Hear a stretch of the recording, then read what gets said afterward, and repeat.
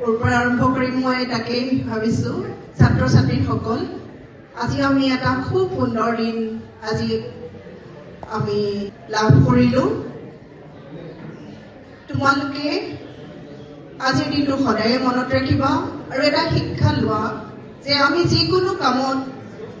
কাম কৰিবলৈ হলে আমি মা আৰু দেউতা চেহেৰাটো মনত পেলাই কাম কৰিবা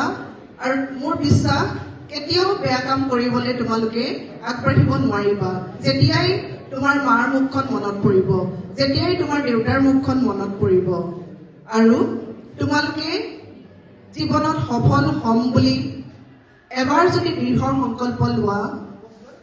আৰু সেই সংকল্প চাবা তোমালোকৰ এদিন সফলতা তোমাৰ হাতৰ মুঠিত আহি পৰিব আৰু ইচ্ছা শক্তি মানুহৰ আটাইতকৈ ডাঙৰ শক্তি ইচ্ছা শক্তিৰে মানুহে অসম্ভৱকো সম্ভৱ কৰিব পাৰে তাৰ প্ৰমাণ আমি কেইবাটাও ভিডিঅ'ত দেখিলো আৰু আমি ইতিমধ্যে আমি এয়া প্ৰতীয়মান হৈছে আৰু তোমালোককো আমি আজি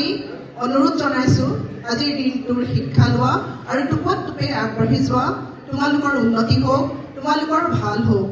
এয়াই কৈ মই আজিৰ অনুষ্ঠানটোৰ সামৰণি বুলি ঘোষণা কৰিছো আৰু লগতে ৰূপান্তৰ চাউৰকৰ জয়যাত্ৰা অব্যাহত থাকক ৰূপান্তৰ চাউৰকে তোমালোকক যিদৰে এটা নতুন জীৱনৰ সন্ধান দিলে যিদৰে হাজাৰজনৰ জীৱন ধন্য কৰিছে সেই ৰূপান্তৰ চাউৰকৰ জয়যাত্ৰা অব্যাহত থাকক বিশ্বত জিলিকি উঠক ৰূপান্তৰ চাউৰক আৰু তোমালোকেও সদা সৰ্বক্ষণ এই আদৰ্শ মনত ৰাখিবা ইচ্ছা শক্তিৰ জৰিয়তে তোমালোকেও সৰ্ববিজয়ী হোৱা তাকে কামনা কৰিছো ধন্যবাদ।